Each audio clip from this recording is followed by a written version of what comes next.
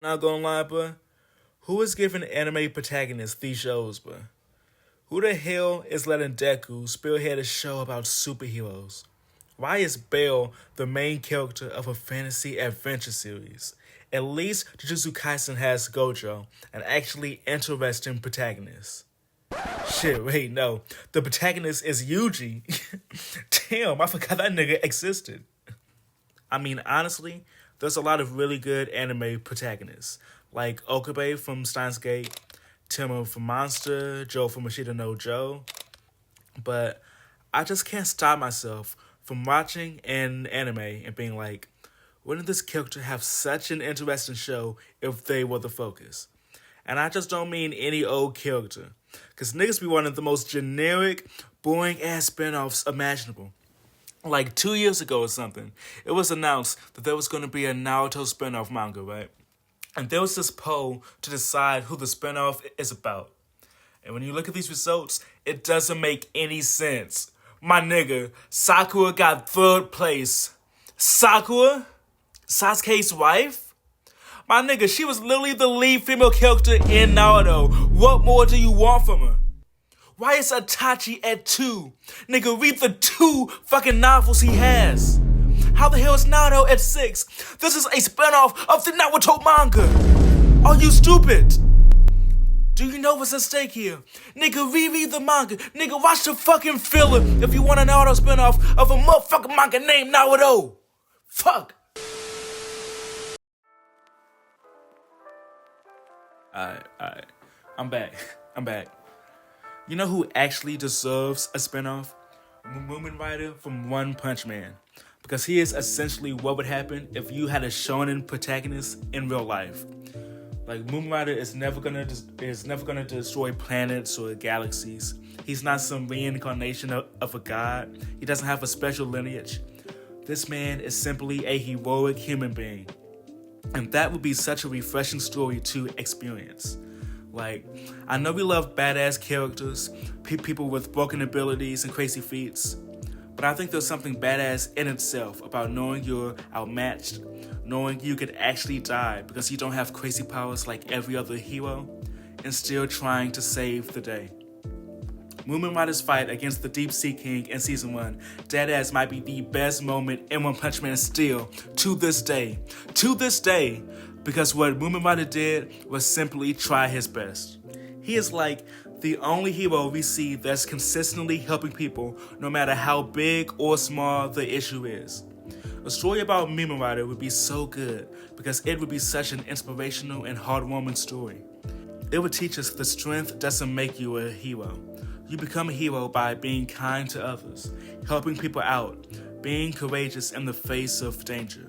Like, you don't need a main character that's the strongest character in the series. It's more than acceptable if we just see Moomin Rider in his everyday life. Like, you don't need a main character that's the strongest character in the series. It's more than acceptable if we just see Moomin Rider in his everyday life. Sometimes it's fighting people above his pay grade. Sometimes it's going to be interacting with heroes much stronger than him. But a lot of times, we're just going to see Moomin Rider help out regular people. And that's okay. Watching Moomin Rider struggle with his weakness versus his desire to help others, watching him interact with all of these heroes that are only in it for the fame or the money or the power, and still choosing to do what he believes is right, is more than enough to carry a series. I'm not saying he should have a whole 300 plus chapter manga or something, but like 50, 100, maybe even like 150 chapters if you're creative is phenomenal. 100% would read. Now, when you're talking about One Piece spinoffs, essentially any pirate or admiral could be the protagonist of their own story, and it would be amazing. But I'm gonna choose 2 characters for right now. First one, very obvious, Shanks. He's actually such an obvious pick that these niggas in Japan were hyping up One Piece Film Red and using Shanks' brand and IP to promote this mid-ass, glorified music video of a film. They were trying to make it seem like we would get some crazy info dump, Shanks as the main character, something, and we ended up getting Yuta, I don't know how to say her name, but basically One Piece Taylor Swift. Except she ain't dropped Folklore and Nevermore. No peek in Uda's discography at all. Like, they are so evil for that. This nigga Shanks has appeared like 10 times in the entire series, with half of that being in the last 2 years. And all we got to learn about him was his family name? Please tell me how the Red Hill Pirates came to be. Tell me what this nigga Shanks did 6 years ago to become a Yonko, to get a bounty of 4 billion. Shanks is like the glue of the entire One Piece universe. He got ties with Luffy, Roger, Whitebeard, Blackbeard, Mihawk, the fucking Celestials, apparently. Like, you could make a story about any part of Shanks' life and that shit would be insane. Although Shanks is lucky I didn't make this video 3 weeks ago, or this nigga would have fucking whiskers and a rat nose in the thumbnail. Another One Piece character that needs a spinoff? Urouge. Where the fuck is this nigga at? What the fuck is he doing? We are 600 chapters deep into post-time skip, and we know about every other supernova except him. What is he being saved for? Because I know Oda didn't forget. We got a chapter about Ugly Eye Scratchman Apu before Mad Monk Urouge. What is going on? I'm so interested in who Urouge is, man. This nigga's hobbies are traveling, drinking, and fucking. This nigga doesn't care about the One Piece at all.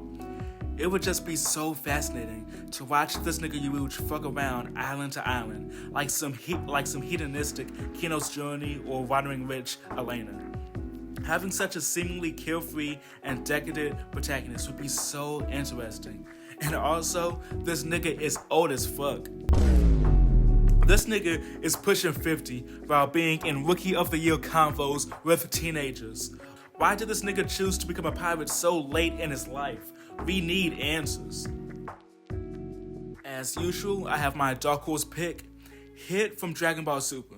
Now listen, Super has a lot of hate, a lot of slander, although if it had the protection value of a Demon Slayer or Jujutsu Kaisen, a lot of you niggas would be saying it's peak Dragon Ball. But that's neither here nor there. I'm not even a big Dragon Ball fan like that, but Super has some heat. A lot of characters that it introduced kinda hit, no pun intended. But of course, characters like Jiren were ass, Toppo was big booty, but you know, Beerus is great, Reese is great, Hit is great. Super is an amalgamation of a lot of interesting ideas, forced into the constraints of stereotypical Dragon Ball tropes and expectations people have of what Dragon Ball should be. Like the world building the Super has accidentally done in order to keep coming up with stronger opponents for Goku to face is so interesting to me. And I'm just saying it be ignored and wasted to focus on the Sea Fighters and Universe 7. And Hit is a prime example of that. You are telling me the Rikawatch, a 1,000-year-old intergalactic giant red kill people, but instead we're watching Goku get yet another power-up. Are you dead ass? And mind you, this nigga Hit has never actually lost to Goku in a fight. No Saiyan genes, no God of Destruction mentor, he is just that nigga. And some people might be like, Hit doesn't have enough of a personality to carry a story. Nigga, yes the fuck he does. Exploring his code of honor and even exploring his past would be so interesting. There's so much potential and so much of Dragon Ball Super outside of Universe 7. Utilize that hoe. When it comes to My Hero Academia, there's a lot of wasted potential and missed opportunities. But its greatest achievement is probably the Todoroki family. There are essentially two Horikoshis. There's Horikoshi Rao writing the Todoroki family, and then there's him writing the rest of My Hero Academia. When he's writing about the Todoroki family, Horikoshi is genuinely one of the greatest shonen mangakas of all time. Like, that storyline is so much more compelling than anything Deku has ever done or gone through. There might be some minor nitpicks or messiness, but for the most part, Horikoshi executed that phenomenally. And although we got a decent amount of the Todoroki storyline in the actual story, I still think having a short little spin-off manga about them would be amazing. Having this slow, character-driven, and emotional story about trauma and grief would add so much more depth and sincerity to the My Hero series.